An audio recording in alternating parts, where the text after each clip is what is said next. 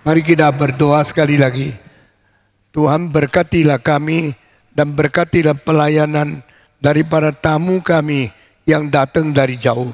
Kiranya Tuhan memberikan berkat melalui dia kepada kami yang akan mengikuti akan seminar yang dipimpin oleh dia. Dengar doa kami Tuhan. Dalam nama Yesus Kristus, penebus dan juru selamat kami yang hidup, kami sudah berdoa. Amin. Mari kita membaca kitab suci sekali lagi dari Matius pasal keempat. Semua membuka kitab suci dari Matius pasal keempat, mulai dari ayat yang keempat. Matius pasal keempat, mulai dari ayat keempat dan seterusnya. Injil Matius pasal keempat. Tuhan Yesus menjawab, ada tertulis, manusia hidup bukan bersandarkan roti saja, tetapi dari setiap firman yang keluar dari mulut Allah. Ayat kelima semua membaca. 1, 2, 3. Kemudian iblis membawanya ke kota suci dan menempatkan dia di hubungan baik. Lalu berkata kepadanya, jika engkau anak Allah, jatuhkanlah dirimu ke bawah. Sebab ada tertulis mengenai engkau, ia akan memerintahkan malaikat-malaikatnya dan mereka akan menatang engkau di atas tangannya, supaya kakimu jangan terantuk kepada batu. Yesus berkata kepadanya, ada pula tertulis, janganlah engkau mencobai Tuhan Allahmu. Kita membaca ayat yang ke-7. Saudara sudah membaca bersama-sama. Yesus berkata kepadanya, ada pula tertulis, janganlah engkau mencobai Tuhan Allahmu. Sampai di sini pembacaan kitab suci. Saudara-saudara, kita meneruskan pencobaan iblis terhadap Yesus Kristus. Di dalam ayat 4 Yesus berkata, tertulis di dalam kitab suci, manusia hidup bukan bersandarkan roti saja, tetapi bersandarkan setiap kalimat yang keluar dari mulut Allah. Di dalam ayat ini dengan jelas kita melihat Kristus mengalahkan setan dengan satu cara yang paling ampuh, yaitu bersandarkan firman Tuhan. Kita tidak perlu masuk ke dalam jerat iblis, tidak perlu masuk ke dalam tipuan iblis, dan kita bisa mengalahkan setan. Saudara-saudara, banyak orang di dalam dunia ini tidak mau mengerti, tidak mau memperhatikan, dan tidak mau mengutamakan firman Tuhan, tapi mengutamakan pikiran manusia, utamakan pikiran yang dicipta oleh Tuhan, lalu menganggap diri lebih pintar daripada Tuhan. Saudara-saudara, jikalau manusia melupakan Tuhan dan melupakan firman Tuhan, maka bagaimana pintarnya dia? Dia harus mengetahui setan jauh lebih pintar. Di dalam buku Yeskiel dikatakan, engkau telah diberikan bijaksana. Ini kalimat yang penting, karena di antara semua makhluk yang dicipta oleh Tuhan sebelum manusia dicipta, tidak ada satu macam yang diberikan bijaksana oleh Tuhan. Semua binatang yang dicipta sebelum manusia, dari kuda, gajah, buaya, dari anjing, kucing, semua binatang, tidak ada satu macam yang diberikan bijaksana oleh Tuhan. Manusia dicipta menurut peta teladan Tuhan. Allah yang super bijak, Allah yang sumber bijak, Allah yang supra, melebihi dari segala binatang dan segala manusia yang bijak. Allah menaruh bijaksana ke dalam hati manusia, tetapi Sebelum itu Allah sudah menciptakan malaikat dan malaikat diberi bijaksana. Itu sebab jangan engkau pikir engkau manusia yang sudah hebat, engkau sekolah tinggi, engkau pengetahuan banyak, dan engkau mempunyai bijaksana cukup untuk melawan iblis dan mengalahkan pencobaan dia.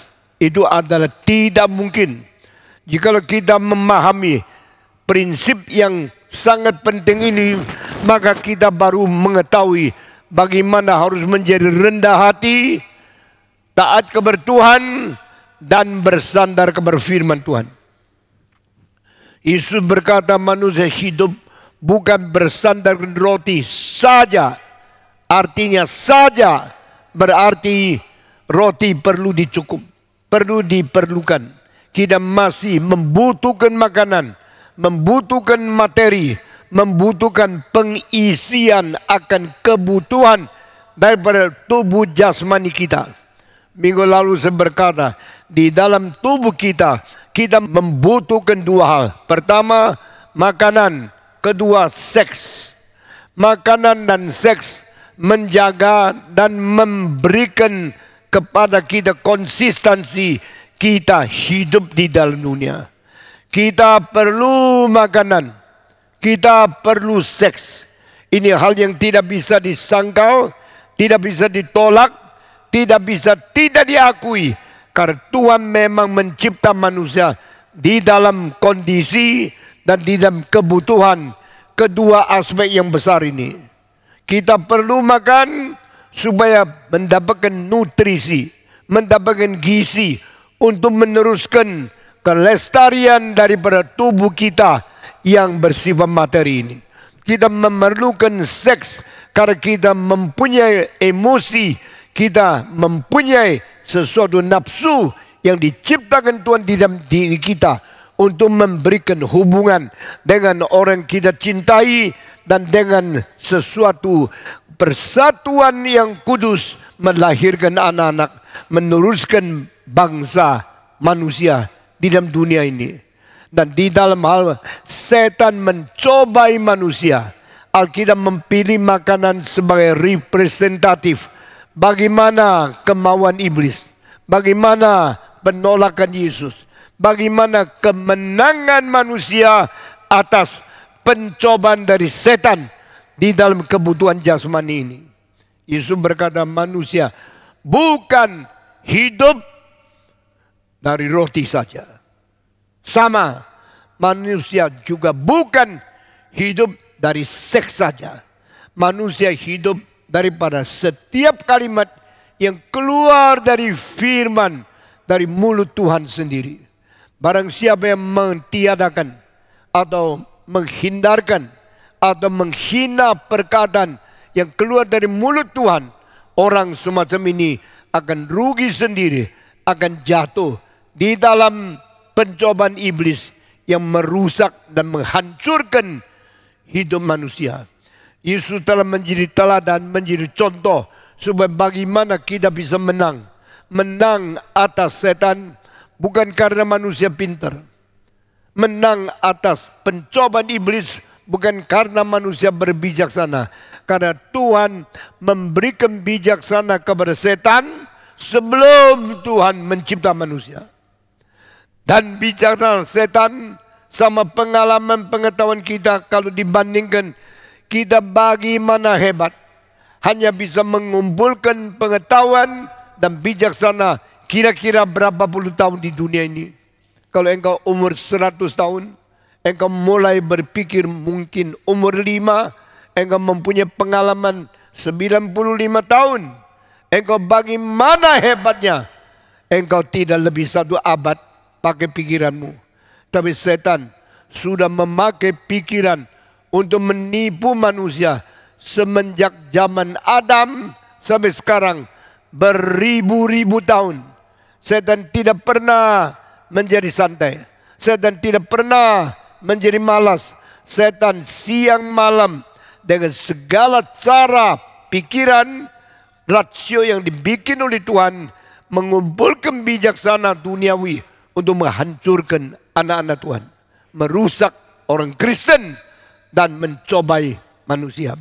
Di sini Yesus menjadi contoh, dia mewakili manusia menghadapi pencobaan daripada iblis.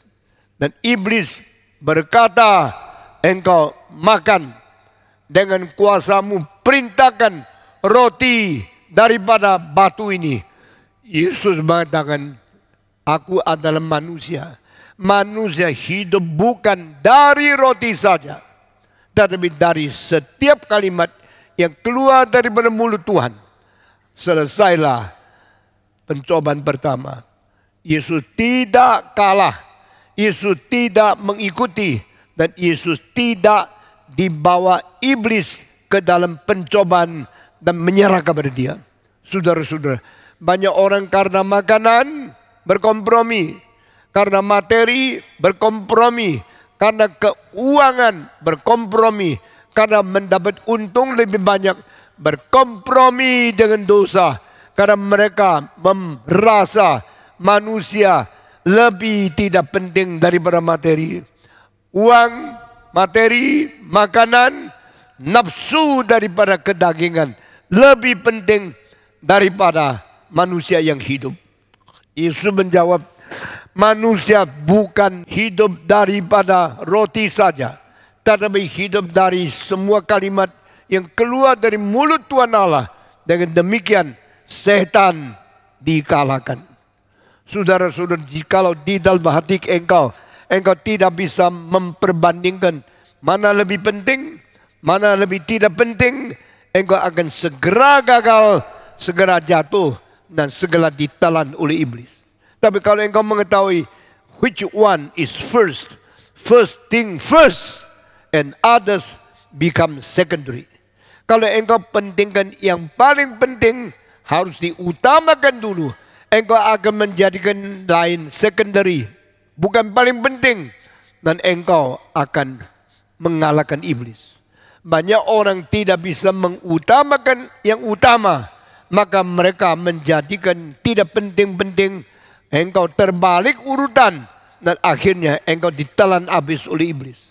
Saudara-saudara, jikalau engkau melihat uang lebih penting daripada istri, uang lebih penting daripada kesehatan, uang lebih penting daripada iman, uang lebih penting dari kerohanian, tidak heran engkau berkompromi hanya karena mendapatkan uang. Mengapa Yudas kalah? Mengapa Yudas gagal? Karena dia melihat uang lebih penting dari Tuhan. Kalau ketemu uang, lupakan Tuhan. Kalau bisa dapat uang yang banyak, tidak ke gereja. Karena uang lebih penting daripada iman kepada Tuhan. Itu sebab demi 30 keping perak, Yudas menjual Yesus. Di dalam pikiran dia, Yudas menganggap Tuhan tidak penting. Tuhan dijual pun tidak apa-apa. Saya tidak ada Tuhan pun tidak apa-apa, asal saya bisa mendapatkan 30 keping perak. Berapa banyak pedagang demi untung lebih banyak menyangkal imannya. Demi mendapat profit tidak datang ke gereja. Demi mempunyai kesempatan cari uang melupakan pelayanan Tuhan. Saudara-saudara, jikalau kita hidup seperti itu, kita mau tidak mau sudah mengikuti jelajah sepatu perjalanan yang ditempuh oleh Yudas. Saudara-saudara, saya mau tanya, pada waktu engkau harus pilih antara firman Tuhan dan hidup kita, antara keuntungan dan iman kepada Tuhan, utamakan yang mana? Jangan kira ini main-main. Barang siapa yang tidak setia dan tidak teliti di dalam mengutamakan yang utama, mensekondirkan yang sekondir, engkau pasti gagal. Saudara-saudara, Yesus memberikan contoh kepada kita, firman Tuhan lebih penting dari roti. Iman kepada Tuhan lebih penting daripada tubuh. Rohani lebih penting dari makanan. Iman kepada Tuhan lebih penting dari seks. Apakah engkau sadar inilah urutan yang dipegang oleh Tuhan Yesus. Tuhan menjadi contoh kita. Tuhan menjadi teladan kita. Tuhan membuka jalan untuk kita. Bagaimana hidup menang. Bagaimana hidup mengalahkan iblis. Bagaimana hidup mengutamakan utama. Sehingga dia tidak jatuh di dalam jerat dan di dalam semua penggodaan dari iblis. Sesudah selesai pencobaan pertama, setan selesai? Tidak. Setan puas? Tidak. Setan berhenti? Tidak. Setan mempunyai akal yang membawa kita ke dalam dosa dengan cara strategi yang banyak sekali. Tidak pernah berhenti-berhenti. Tetapi seluruhnya cuma 3 macam. Yaitu nafsu badan, nafsu mata, dan kecongkakan duniawi. Semua dengar sekali lagi. The lust of human body, the lust of human eyes, and the lust of the worldly pride. Jikalau engkau bisa mencapai kecongkakan dunia, engkau melupakan Tuhan. Jika engkau bisa mendapatkan nikmat daripada nafsu daging, engkau melupakan Tuhan. Jika engkau bisa memuaskan keinginan matamu, engkau melupakan Tuhan. Ini 3 menjadi kerangka yang paling besar. Semua cara pencobaan iblis diwakili oleh 3 wilayah saja. Memuaskan kenafsuan daging, memuaskan keinginan mata, dan memuaskan gairah mau menjadi orang yang paling congkak, paling berprestasi, paling sombong di dunia. Itulah 3 hal jerat yang menghancurkan rohanian kita masing-masing. Dari makanan, silakan pakai hakmu sebagai anak. Silakan berubah melalui kuasa yang diberikan oleh Tuhan. Silakan laksanakan engkau sebagai anak Allah. Perintahkanlah batu menjadi roti. Untuk apa? Untuk mengisi kebutuhan dagingmu. Saudara-saudara, supaya lebih kaya, apa yang engkau lakukan? Supaya untung lebih banyak, apa yang kau kompromi? Setelah engkau berbuat segala sesuatu untuk menguntungkan diri, engkau menjalankan perjalanan yang melawan kehendak Tuhan. Engkau memakai cara yang berbentur dengan kehendak Tuhan. Sudah berapa lama saya tidak tahu. Hari ini engkau harus bertobat. Harus kembali kepada Tuhan. Dan berkata, manusia hidup bukan dari roti saja. Manusia hidup dari setiap kalimat yang keluar dari mulut Allah. Ini berarti mengerti firman Tuhan dengan sempurna. Mengerti firman Tuhan dengan komprehensif. Mengerti firman Tuhan dengan seimbang. Karena segala perkataan yang keluar dari mulut Tuhan berarti jangan pilih-pilih. Jangan titik beratkan sesuatu. Jangan menjadi orang yang bias di dalam firman Tuhan. Ada orang sangat memperhatikan ayat-ayat tertentu, yang lain diabaikan. Ada orang hanya mendengarkan kalimat daripada khotbah hamba Tuhan tertentu, yang lain dihina. Ini salah.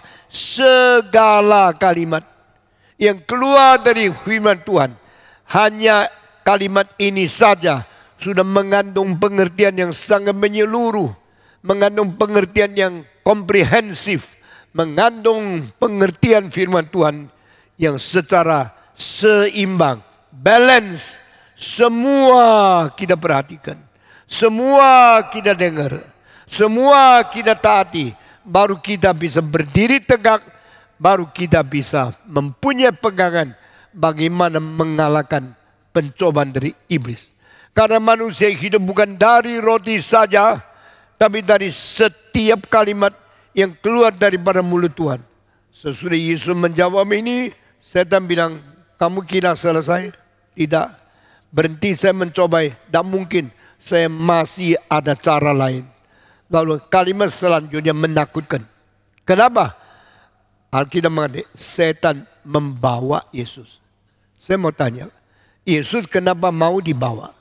Istilah membawa di sini berarti Yesus setuju, Yesus tidak tolak sehingga di sini Yesus mulai seolah-olah di dalam lingkungan kedua yang berbeda dengan ayat sebelumnya. Ayat sebelumnya Roh Kudus memimpin Yesus ke padang belantara untuk dicobai oleh setan. Ayat sekarang setan membawa Yesus ke bait Allah di ujung, di tempat yang paling tinggi di bait Allah. Saudara-saudara, jadi Yesus sekarang dipimpin Roh Kudus atau Yesus sekarang dibawa oleh setan. Kedua hal ini berbeda. Orang dipimpin Roh Kudus, Tuhan Allah yang inisiatif. Orang dipimpin oleh setan, setan yang inisiatif. Mengapa ayat pertama Yesus dipimpin Roh Kudus ke padang belantara? Sekarang ayat kelima, setan membawa Yesus ke bait Allah di tempat yang paling tinggi. Dua hal ini berkontra tidak? Jikalau di dalam pelayanan, di dalam pengalaman, di dalam apa yang kita sedang jalankan hidup, ada dua pimpinan. Satu pihak dipimpin oleh Roh Kudus. Satu pihak dibawa oleh setan. Engkau bisa membedakan kedua hal ini tidak? Atau engkau kacau balau, sama kok. Dipimpin Roh Kudus sama dibawa setan. Tidak ada bedanya. Dua-dua memimpin, dua-dua membawa saya. Saya pokoknya ikut saja. Waktu ikut, saya mau tanya, you ikut yang mana? You ikut pembawaan iblis atau ikut pimpinan Roh Kudus? Di dalam hal ini kekacauan rohani timbul karena kita mempunyai dua aspek di dalam kerohanian. Satu pihak Roh Kudus memimpin saya. Satu pihak setan ikut membawa saya. Pada waktu engkau berkata, oke, you mau bawa saya ikut. Saat itu engkau mengikut Roh Kudus. Atau saat itu engkau mengikut setan. Banyak orang Kristen tidak bisa membedakan ini. Lalu dia mengatakan samalah. Karena Tuhan memperbolehkan setan membawa saya. Meskipun tetap dipimpin oleh Roh Kudus. Saya tidak mau membedakan. Pokoknya dua-dua ini sama. Cilakalah engkau. Saudara-saudara, khotbah bagian sekarang ini. Engkau tidak tentu bisa menemukan di dalam buku tafsiran barat atau timur. Ini adalah satu hal yang sangat teliti di dalam mimbar Reform Injili, di dalam khotbah Pendeta Stephen Tong. Is it the guidance of Holy Spirit? Or is it we are brought by Satan to the top of the temple of God? Kita sedang dipimpin Roh Kudus atau kita sedang dibawa oleh setan? Adakah perbedaan antara pimpinan Roh Kudus dan pembawaan setan? Engkau melihat dengan jelas ayat pertama, ayat kelima lain. Roh Kudus memimpin Yesus ke padang belantara. Inisiatifnya Tuhan memakai Roh Kudus memimpin Yesus inkarnasi yang Allah menjadi manusia. Roh Kudus bukan memimpin Yesus sebagai sifat ilahi. Memimpin Yesus sebagai anak inkarnasi yang sudah berdaging dan berdarah. Sudah menjadi tubuh manusia. Roh Kudus memimpin dia. Tadi ayat kelima mengatakan, setan membawa Yesus ke atas bait Allah. Jadi, di dalam pimpinan Roh Kudus, mengapa ada pembawaan iblis? Kalau Roh Kudus telah memimpin, mengapa boleh dicampuri oleh pembawaan dari iblis? Apakah ini sekaligus Roh memimpin, sekaligus setan membawa? Kalau dua-dua berarti, apakah ada kerjasama antara Allah dengan setan? Apakah ada izin Allah untuk setan ikut? Mengapa ada pimpinan Roh Kudus sekaligus ada pembawaan setan? Ini perlu diteliti dan perlu hati-hati. Kalau tidak kita langsung pleset, langsung jatuh ke dalam penipuan dari iblis. Saudara-saudara, saya sangat takut waktu mentafsirkan kitab suci. yang begitu rumit, yang begitu mendetail, dan begitu seolah-olah mengacaukan kita. Pada saat engkau menghadapi satu peristiwa yang sulit sekali, engkau mau tahu ini pimpinan Tuhan atau ini pembawaan iblis. Kalau pembawaan iblis, setan mau membawa saya kemana? Kalau pimpinan Roh Kudus, kenapa Roh Kudus mengizinkan setan ikut membawa saya di dalam kerumitan seperti ini? Jangan kira bijaksanamu bisa menjelaskan dan memberikan solusi untuk engkau mengerti kerumitan seperti ini. Jangan kira engkau sendiri bisa membedakan ini, lalu engkau bisa menangani bagaimana mengatur saya harus dipimpin oleh siapa. Karena yang memimpin adalah Roh Kudus. Saya harus taat pimpinan Roh Kudus. Tetapi karena dibawa oleh setan, saya harus rela dibawa oleh setan. Di dalam keadaan demikian, apa peranan Roh Kudus? Bagaimana menghadapi double guidance? Roh Kudus memimpin, setan membawa. Saya harus bagaimana menghadapi kesulitan seperti ini. Saudara-saudara, setan tidak berhenti mencobai. Satu kali cobai, sudah dia kalah. Dia diam-diam, tidak mundur. Dia maju lagi. Setan tidak pernah kecewa. Setan tidak pernah putus asa di dalam mengganggu gereja. Setan tidak pernah berhenti di dalam mencobai orang Kristen. Saudara-saudara, jangan kita terlalu teledor. Jangan kita terlalu tanpa waspada. Jangan kita terlalu memuaskan diri berkata, "Tak apa-apa, saya tidak takut." Hati-hati, engkau memawas diri saat engkau sudah mengalahkan seru pencobaan. Detik setelah mengalahkan pencobaan kedua, langsung datang lagi. Dan ini kali setan yang membawa. Saya mau tanya, setan membawa Yesus. Yesus kok mau dibawa? Menurut istilah aslinya, Yesus tidak tolak. Yesus rela taat dibawa oleh setan. Dan dia tidak membawa engkau ke tempat pelacuran. Tidak membawa engkau ke tempat berdosa. Membawa ke tempat suci. Masuk bukan di bandara, sekarang masuk ke kota Yerusalem. Di dalam Yerusalem ada satu tempat yang paling suci. Itu namanya Bait Allah. Setan membawa engkau ke dalam Bait Allah. Berarti di dalam Bait Allah juga ada pencobaan iblis. Jangan kira masuk gereja menjadi tempat suci. Orang Katolik selalu masuk gereja, pasang lilin, berdoa di situ.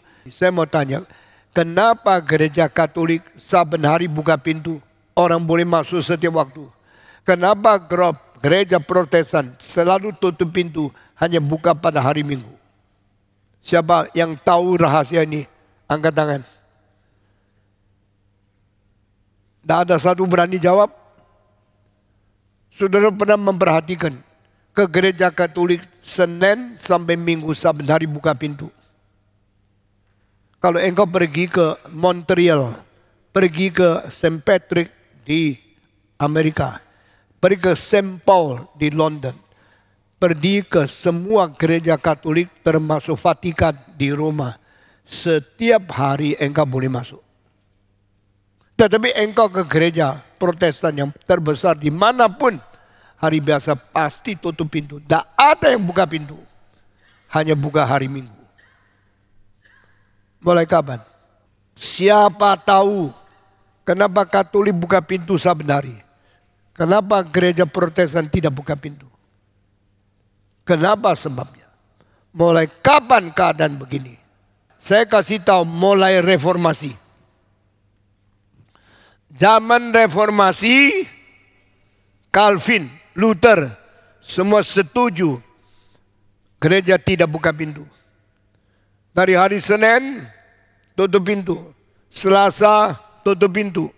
Rabu, Kamis, Jumat, Sabtu, tutup pintu. Baru buka pintu pada hari Minggu. Apa sebab? Bolehkah Manusia datang ke gereja berdoa, baca kitab suci dekat Tuhan. Reformator mengatakan tidak. Tidak perlu masuk gereja. Kenapa? Harus bersaksi di luar gereja saben hari. Lalu hari Minggu kembali ke gereja untuk mendapatkan kekuatan dari firman Tuhan. Mendapatkan satu persiapan, perlengkapan rohani untuk berperang lagi dari hari Senin sampai hari Sabtu. Sedangkan Katolik mengatakan tidak. Anytime you can come to church. Anytime you can pray here. Because this is holy place. Ini tempat suci, tempat ibadah, tempat dekat Tuhan, tempat berdoa kepada Tuhan. The temple of God is prayer place for the nations. Baik Allah ada tempat semua bangsa berdoa kepada Tuhan. Silakan masuk. Konsep Katolik sama konsep Protestan berbeda sekali, saudara-saudara. Ditanya Reformator, kenapa hari Senin sampai hari Sabtu gereja tutup pintu, kecuali hari Minggu? Karena Reformator berkata, this is a time for you to share the gospel, to preach the word of God, and to witness for Jesus Christ in Monday to Saturday. Hari Senin, Selasa, Rabu, Kamis, Jumat sampai Minggu, sampai Sabtu engkau pergi membagi-bagi anugerah. Engkau pergi bersaksi. Engkau pergi mengabari Injil di luar gereja. Hari Minggu kembali untuk apa? Untuk mendapatkan perlengkapan, equipment, mendapatkan kekuatan, mendapatkan refreshing. Tuhan pakai firman bikin kuat engkau. Sesudah diisi charge. Seperti baterai diisi listrik. Hari Minggu sudah di charge. Hari Senin pergi lagi mengabarkan Injil. Saya mau tanya, Gereja Reform Injil Indonesia, anggotanya Sabtu untuk apa? Senin untuk apa? Minggu untuk apa? Engkau hari Minggu datang untuk ngasuh, untuk mendapatkan perhentian. Lalu Senin sampai Sabtu, kerja berat, pikir berat, engkau berusaha cari uang, sudah capek sekali. Minggu datang mengalami pengasuhan, engkau mengalami peristirahatan, engkau inilah hari Sabat, saya berhenti di dalam Tuhan. Salah, saudara-saudara. Jikalau hari Minggu baru engkau ngasuh, hari Senin sampai Sabtu engkau berjuang mati-matian, engkau tidak mungkin mempunyai kekuatan. Karena kalau Minggu dapat pengasuhan kurang, engkau tidak mempunyai kekuatan yang baru untuk berjuang.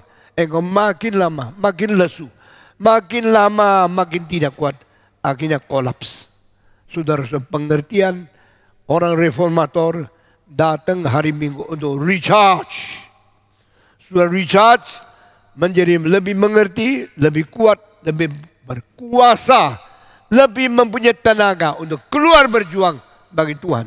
Dengan demikian tidak berhenti, engkau mendapatkan tenaga baru, mendapatkan semangat baru, mendapatkan kekuatan baru untuk bersaksi, berjuang, mengabari Injil di dunia.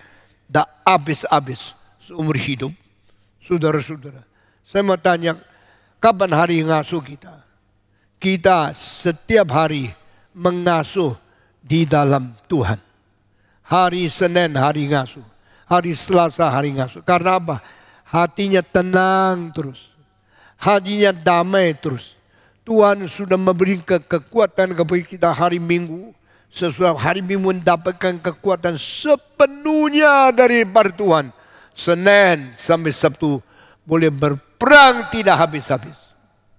Saya mengutarakan dan saya membicarakan satu perbedaan Stephen Tong sama pendeta lain di gereja lain di seluruh dunia. Pendeta-pendeta diberi satu hari ngasuh selama 7 hari. Jadi banyak pendeta hari Senin sampai Sabtu mereka di kantor, hari Minggu ngasuh, kecuali khotbah. Tapi Stephen Tong lain, saya tidak pilih ada hari ngasuh, saya tidak pilih ada bulan ngasuh, saya tidak pilih ada tahun ngasuh. Lalu banyak gereja selain KRI setelah kerja 7 tahun boleh ada 1 tahun sabbatical year, berhenti tidak usah khotbah 1 tahun. Dan banyak gereja melakukan sesudah 6 tahun, engkau boleh studi lagi di luar negeri 1 tahun. Tidak usah khotbah di tempat, tidak usah melayan di gereja, engkau pergi luar negeri. Diberikan sabbatical leave, gaji tetap diberi, dan engkau sekolah di luar negeri 1 tahun. Sudah lebih hebat, kembali lagi, melayan 6 tahun, pergi lagi 1 tahun, kembali lagi 6 tahun. Setelah itu pergi lagi 1 tahun. Itu namanya tahun Sabat untuk pendeta-pendeta. Engkau pernah melihat hamba Tuhan di GRI ada tahun Sabat? Tidak ada. Engkau lihat Stephen Tong ada berhenti 1 tahun tidak khotbah? Tidak ada. Begitu ada sedikit waktu, langsung khotbah lebih banyak di lebih banyak kota, lebih banyak desa, lebih banyak negara. Jadi tidak berhenti-berhenti. Saya kasih tahu, saya sudah melayani 67 tahun. Dari bulan Januari 57 sampai sekarang Januari 24. Selama berapa tahun? 67 tahun. Saya ada tahun Sabatnya. Saya terus melayani. Begitu libur, seminar. Begitu libur ke luar negeri. Begitu libur ke desa-desa. Begitu libur ke kota-kota. Tidak pernah berhenti-berhenti. Kalau setiap 6 tahun, berhenti 1 tahun. 67 sudah lebih 10 tahun tidak berkhotbah. Baru namanya atau tahun Sabat. Tapi bagi saya tidak berlaku. No time for me to rest. No time for me to have the sabbatical leave. Sabbatical wages. Tidak ada tahun dapat gaji tapi tidak usah kerja. Tidak ada tahun berhenti pergi sekolah. Saya terus melayani tidak habis-habis. 67 tahun terus berkhotbah. Terus melayani. Terus berletih lesu. Dan apakah saya menjadi lemah, menjadi capek, dan akhirnya kehabisan bahan, terus menjadi orang yang malas, tidak bisa kerja lagi. Tidak. Alkitab berjanji dari kekuatan tambah kekuatan. Dari anugerah tambah anugerah. Dari kemuliaan tambah kemuliaan. Terus menerus. Dan saya mengalami itu. Saudara tidak pernah melihat Stephen Tong malas. Tidak pernah melihat Stephen Tong santai. Tidak pernah melihat Stephen Tong habisan bahan, tidak ada sesuatu yang dikhotbahkan lagi. Never happen like that. Continuously, persistently, consistently diberikan oleh Tuhan kuasa tak habis-habis. Dari muda sampai tua. Saudara, ini penting sekali. Saudara-saudara, setan lebih rajin daripada anak Tuhan. Setan lebih rajin dari orang Kristen. Setan tidak pernah ngantuk. Setan tidak pernah tidur. Setan tidak pernah santai. Baru engkau mengalahkan dia. Detik keduanya langsung dia mencobai lagi. Setelah Yesus mengalahkan iblis. Iblis langsung datang membawa Yesus kemana? Ke bait Allah. Bukan ke padang belantara lagi. Ke tempat paling suci. Setan akan membawa engkau kemana? Tempat rohani. Tempat yang paling rohani. Yang paling beriman. Setan yang paling banyak orang bergaul dengan Tuhan. Bait Allah. Bait Allah penuh orang berdoa. Penuh orang memberikan persembahan. Orang memberikan korban. Di tempat yang paling suci itu. Setan juga bekerja. Jangan kira kalau engkau sudah masuk gereja. Engkau sudah masuk rumah Tuhan. Tidak ada setan. Itu omong kosong. Setan bawa Yesus ke bait Allah. Dan berdiri di puncaknya bangunan yang tertinggi ini. Ini membuktikan.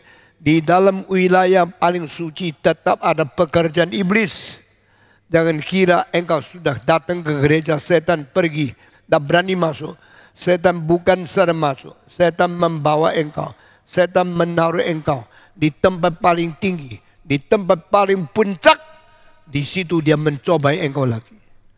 Saudara ingat, puncak paling tinggi dari gedung bait Allah ada setan.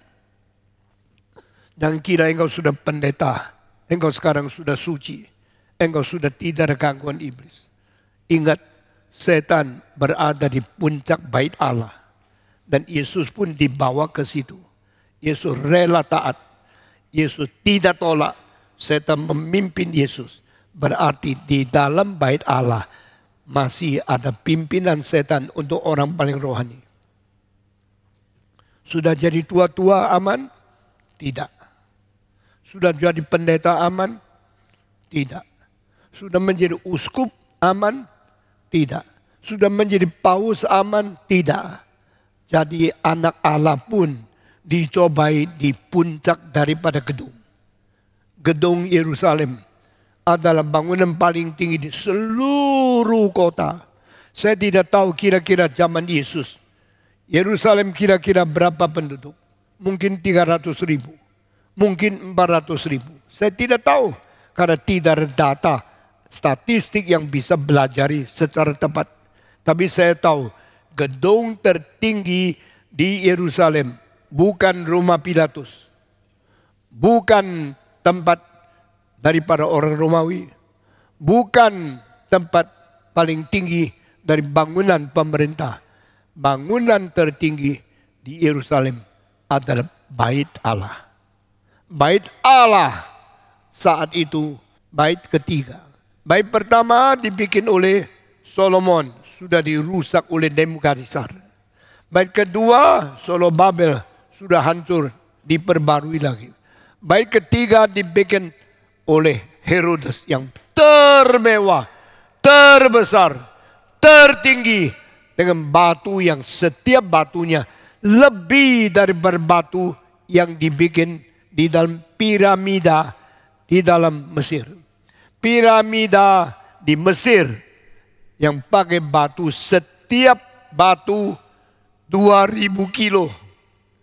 Tapi Yerusalem membangun bait Allah oleh Herodes dengan batu yang setiap biji 5000 kilo. Tumbuk atas batu, tumbuk batu terus tingginya melampaui semua bangunan yang lain. Di tempat yang paling tinggi, di situ ada setan. Wah, ini semua mengandung arti yang menakutkan. Kita tak sangka Alkitab begitu teliti menulis setiap hal yang begitu meneliti dan begitu memimpin inspirasi ke dalam otak kita. In the highest point of the temple of God, there is Satan. Jangan kira ini tempat wisata yang paling kudus. Ini tempat wisata yang paling suci. Di atas tempat suci paling tidak ada pencobaan. Justru setan membawa Yesus ke tempat yang paling tinggi. Berapa tinggi kita tidak bisa dapat secara akurat berapa meter. Tapi saya kasih tahu, ada tulisan yang berkata, zaman Yerusalem yang paling tinggi dari bait Allah ada emas yang ditaruh di sana. Dan emas itu merefleksikan cahaya matahari. Dari berapa jauh bisa lihat? 25 kilometer. 20 kilometer. Dari mana? Kira-kira dari Sunter sampai di mana? Kira-kira sampai di hampir Pondok Indah. Begitu jauh. 25 kilometer. Orang yang naik unta, duduk di atas binatang yang tinggi itu sudah melihat. Karena apa? Karena Yerusalem di gunung. Kalimat dari Matius pasal 5, kota yang dibangun di gunung tidak bisa menyembunyikan diri. Ini semua kalimat artinya dalam sekali. The city built upon the hill cannot hide himself. Jadi orang dari padang belantara, dari jauh melihat gunung Sion di Yerusalem. Atasnya ada bait Allah. Dan bait Allah yang tinggi, atasnya ada warna emas atapnya yang menyinar refleksi cahaya. Di tempat yang paling tinggi, di tempat yang paling rohani, di tempat suci, di mana orang-orang beriman kepulauan kumpul, di situ muncul setan. Saudara-saudara, engkau kira saya pergi ke tempat yang paling suci, berziarah ke Vatikan, di situ saya sudah lebih suci, saya sudah lebih menang, Saya tidak ada kemungkinan dicobai oleh iblis. Tidak. Karena di tempat yang paling tinggi, di tempat suci daripada bait Allah, setan membawa Yesus ke situ dan setan mencobai Yesus di sana. Saya takut sekali melihat semua ayat di sini.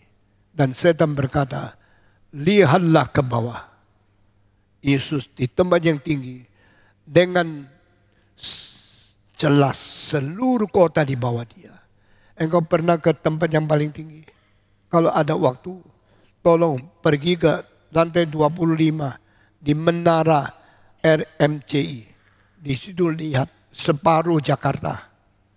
Kecuali berapa bangunan yang lebih tinggi dari kita di depan.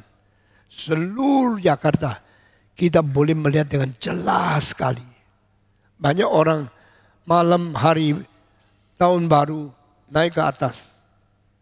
Ini berapa minggu yang lalu pada waktu tanggal 31 malam saya dengan didorong kereta roda naik ke atas. Sudah naik lift, saya naik pelan-pelan sampai di atas. Kira-kira lebih 150 orang anggota GRI, mahasiswa STTRI, dosen-dosen, dan orang-orang yang mau lihat petasan di dalam malam tahun baru. Semua kumpul di situ.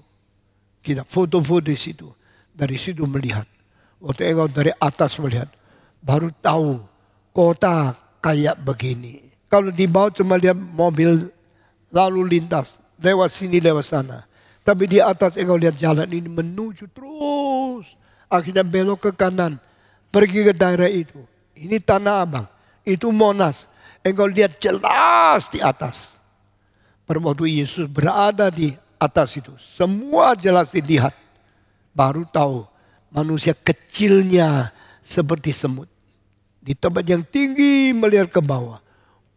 Mobil seperti matchbox. Manusia jalan seperti semut. Berubah tempat. Dan melihat jalan-jalan seperti gang-gang kecil melintas kanan kiri. Sesuai di situ melihat semua begitu tidak penting, semua begitu kecil. Mendadak merasa saya penting, saya di atas. Ada orang suka ke gunung, ada orang suka ke laut. Yang ke laut cari angin segar, ke gunung cari suhu yang dingin. Di atas tinggi melihat jelas semua. Yesus dibawa ke tempat yang tinggi. Sesudah itu setan berkata kepada Yesus, jikalau engkau ada anak Allah, lompatkan dirimu, jatuhkan dirimu ke bawah. Ini pencobaan kedua. Pencobaan kedua intinya apa? Puaskanlah kecongkakanmu. Puaskanlah mujizatmu. Beritahu kepada orang lain, engkau Superman, engkau bukan orang biasa. Hati-hati ya, anak muda khususnya. Waktu engkau sedang naik daun, sedang menjadi orang lebih penting di dalam sejarah, setan berkata, sekarang saatnya engkau menjadi terkenal. Jangan engkau menjadi orang biasa. Jangan engkau menjadi orang yang tidak ada namanya. Engkau harus menjadi orang terkenal. Engkau harus menjadi orang tersohor. Sehingga seluruh dunia tahu keberadaanmu.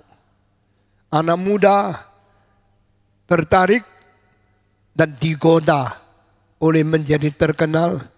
Menjadi bernama besar. Menjadi orang penting. Caranya apa? Gampang.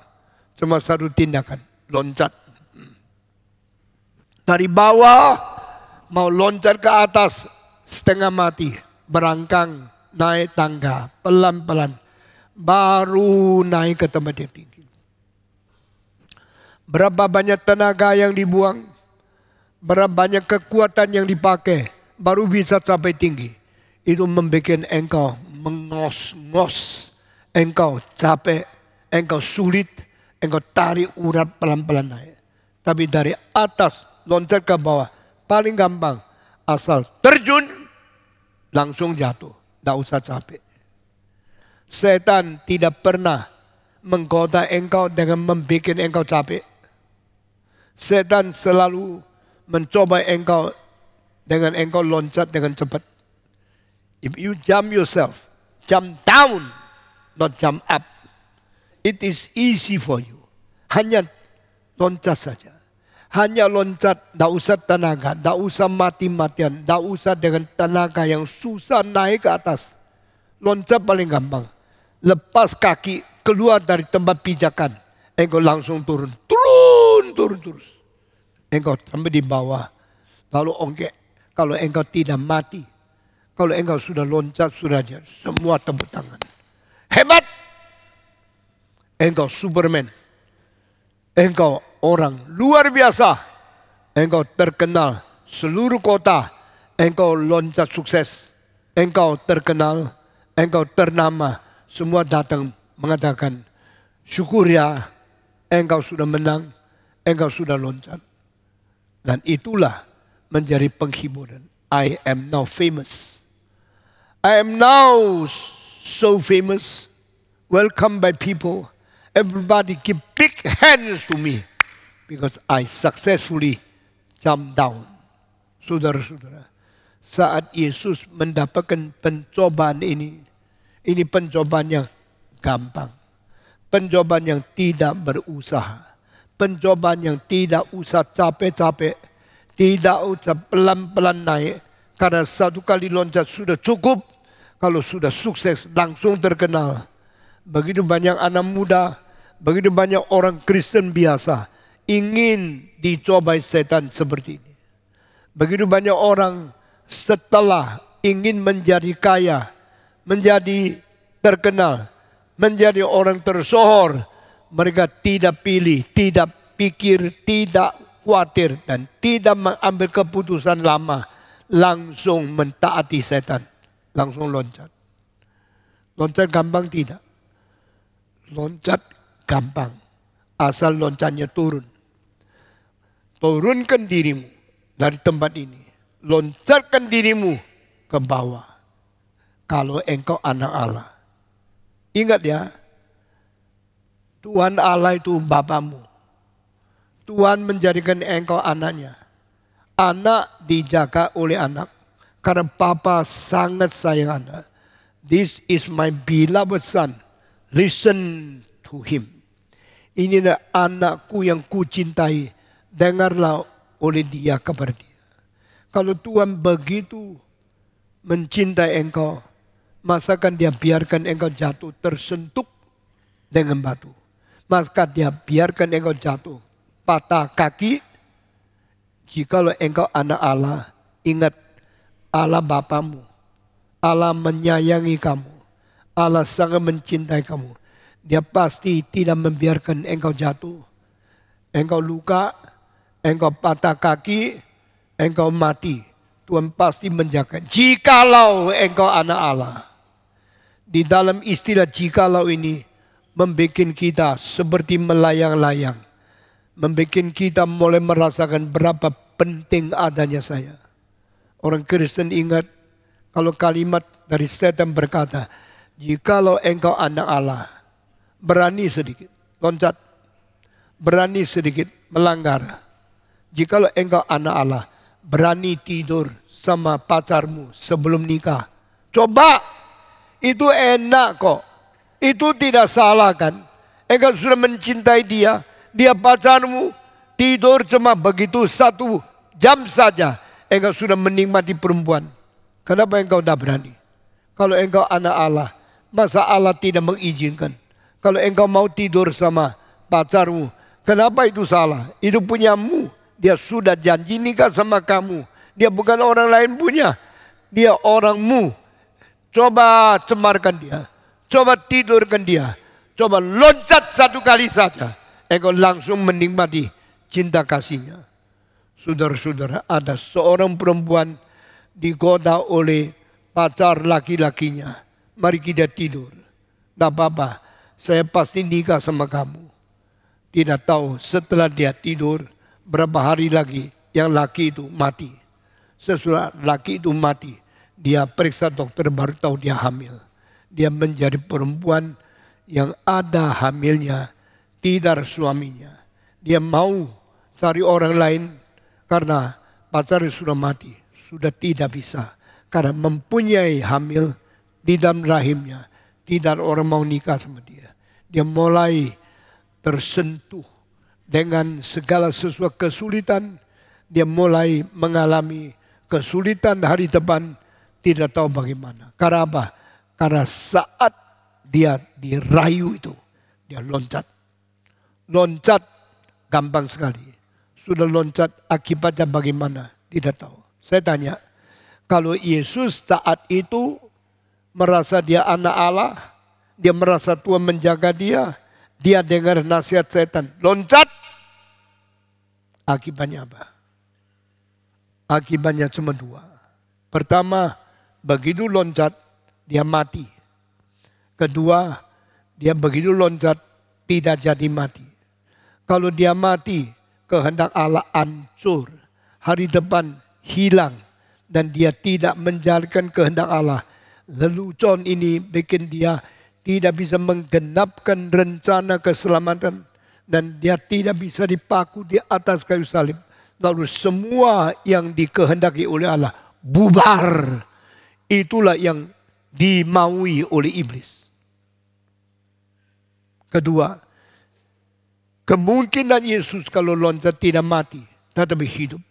Langsung seluruh Yerusalem mengatakan, nah ini hari membuktikan anak Allah jelma menjadi manusia. Menjadi anak yang paling disayang oleh Tuhan. Karena yang disayang oleh Tuhan jatuh tidak apa-apa. Karena malaikat telah memelihara dia. Mari kita menyembah dia sebagai Tuhan. Yesus langsung naik prestasinya. Dia langsung naik kedudukannya menjadi pemimpin yang dikagumi oleh seluruh dunia. In the temptation of jumping down, there's two consequences. Pertama, mati. Kedua, terkenal. Saya tanya, Yesus mau tidak? Yesus mau loncat atau tidak? Jawab, mau tidak? Yesus tidak mau. Kenapa tidak mau? Ini ada pembawaan iblis, tetapi bukan pimpinan Roh Kudus terus menerus.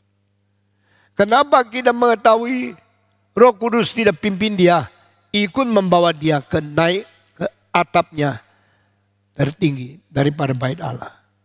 Karena Roh Kudus mempunyai rencana tersendiri yang tidak boleh sembarang dipercepat speedonya. Banyak anak muda terlalu cepat mau sukses. Banyak anak muda terlalu cepat mau nikmat. Akhirnya caranya apa? Menerima nasihat dari iblis, loncat. Begitu loncat, langsung menghancurkan rencana Tuhan. Langsung merusak pimpinan Tuhan. Hari depan habis. Pimpinan Tuhan berhenti. Dan apa yang dijanjikan Tuhan terjadi. Dia menjadi orang gagal seketika itu juga. Saudara-saudara, saat di tengah-tengah ini bawanya iblis atau ini pimpinan Roh Kudus. Saya susah, mesti ambil keputusan bagaimana. Banyak orang menjadi orang Kristen susah mengambil keputusan di dalam kesempatan yang paling sulit. Karena tidak bisa membedakan ini dibawa oleh setan atau ini dipimpin oleh Roh Kudus. Waktu tidak bisa membedakan ini, akhirnya dia tidak tahu mengambil keputusan yang mana yang betul, dia menjadi pasif. Dan akhirnya hilanglah hari depan dia. Saudara-saudara, saya baru dikasih tahu di antara murid STTRI ada satu anak perempuan dari Cungko. Sampai kemarin sudah berpuasa 40 hari. 40 hari tidak makan. Apakah anda kepingin lihat orang lain makan yang enak-enak? Dia ingin juga makan. Dia bilang, saya tidak makan. Hari ini masih ada. Dia di sini. Kemarin hari ke-40 dia tidak makan. Mungkin hari ini mulai makan.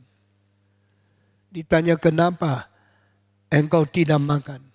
Engkau tahan lapar 40 hari. Dia bilang, saya ingin mengetahui kehendak Tuhan. Mau tahu kehendak Tuhan yang mana? Saya mau tahu apa betul saya dipimpin dari Congo pergi Indonesia ini pimpinan Tuhan. Saya mau tahu saya masuk sekolah teologi di STTRI ini kehendak Tuhan. Kalau memang bukan, sadarkan saya supaya saya pulang ke negeriku, pulang ke papa mamaku. Saya tidak menjadi hamba Tuhan. Tetapi saya takut kalau itu salah, maka saya harus taat dan doa 40 hari di Jakarta, di asrama, melihat orang makan, dia tidak makan 40 hari. Dah gampang ya. Siapa yang pernah berpuasa 40 hari? Coba angkat tangan. Engkau belum pernah mengalami, engkau tidak tahu berapa sulitnya pergumulan seperti ini. Tapi ada satu murid perempuan di sekolah teologi kita, sudah 40 hari tidak makan. Kemarin ada orang bicara sama saya, Pak Tong, tahu tidak perempuan nama ini dari Congkok sekarang sudah berpuasa 40 hari. Saya bilang biarin. Dia mau taat Tuhan. Biar dia bergumul sendiri. Kalau dia sudah menang, dia sudah pasti panggilan Tuhan. Dia akan menjadi hamba Tuhan yang baik. Jangan ganggu dia. Saudara-saudara, ditanya setelah 40 hari berpuasa, setelah 40 hari engkau tidak makan, engkau berdoa terus. Sekarang Tuhan menjawab apa? Dia menjawab, Tuhan memberitahu saya, dia betul-betul memanggil saya menjadi hamba Tuhan. Saya kasih tahu, orang ini tidak mungkin tidak dipakai oleh Tuhan. 40 hari itu dibanding dengan seumur hidup, mungkin sampai 20.000 lebih hari. Umur 60, 70.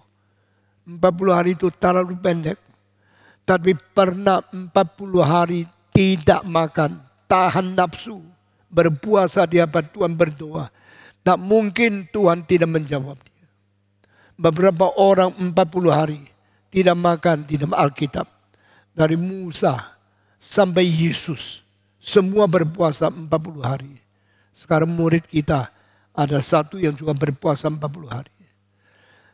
Saya sendiri mengalami anggota kamar saya di saat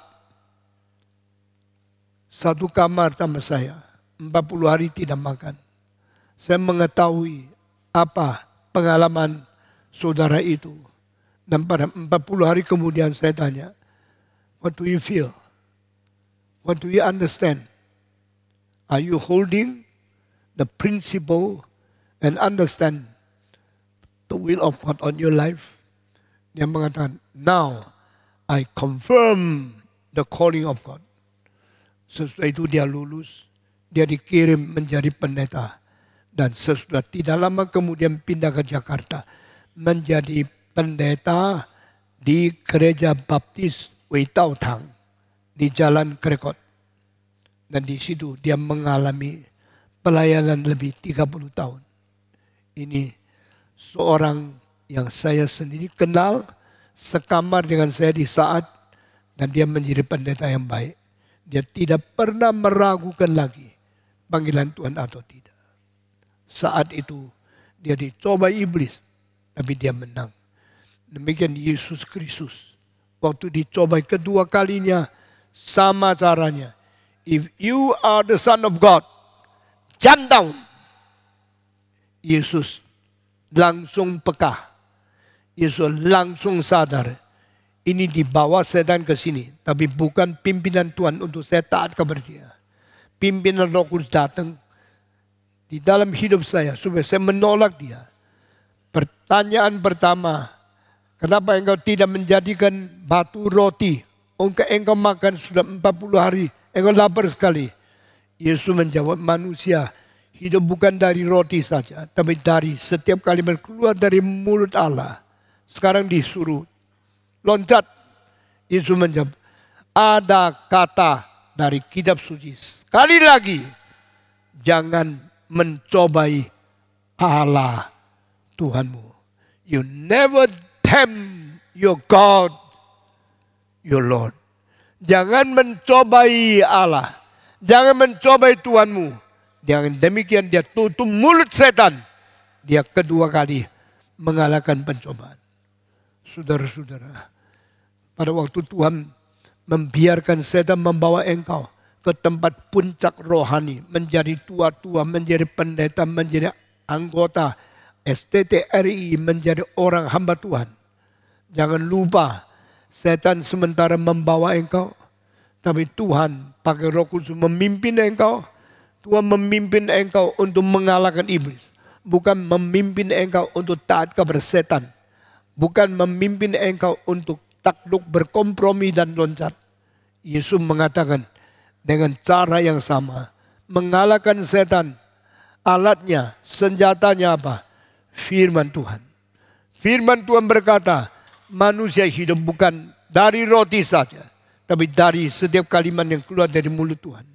Sekarang kedua kali dicobai, loncatlah. Yesus mengatakan, berkatalah firman Tuhan pula. Tuhan berkata sekali lagi, jangan mencobai Tuhan Allahmu. Mari kita ikut teladan Yesus. Mari kita tidak berkompromi. Mari kita pegang pimpinan Tuhan. Mari kita menjawab iblis. Demikian firman Tuhan. Tidak boleh mencobai Allahmu. Saudara-saudara yang berdagang, yang berpacaran, yang hidup berjuang di dalam imanmu. Setan berkata loncat. Loncat untuk terkenal. Loncat menjadi orang penting. Loncat menjadi pujaan daripada seluruh kota. Engkau menjawab kepada, you never tempt your God, your Lord. Jangan mencobai Tuhan Allah. Kiranya Tuhan memberkati kita, jadikan kita orang Kristen yang selalu taat kepada Tuhan dan tidak mencobai Tuhan. Nanti minggu depan kita akan teruskan orang yang loncat, berusaha memperalat doktrin kekuasaan Tuhan untuk membela diri dan akhirnya tidak diberkati oleh Tuhan. Mari kita berdoa. Bapa di dalam surga, kami berterima kasih karena Tuhan terus memberkati kami, memimpin kami, dan membawa kami ke dalam pengertian tentang firman Tuhan yang sejati. Kami menyerahkan setiap anggota kita di tangan Tuhan. Pimpin dan berkati kami. Dengar doa kami. Berilah pemeliharaan kepada kami. Dalam nama Yesus Kristus, penebus dan juru selamat kami yang hidup. Amin.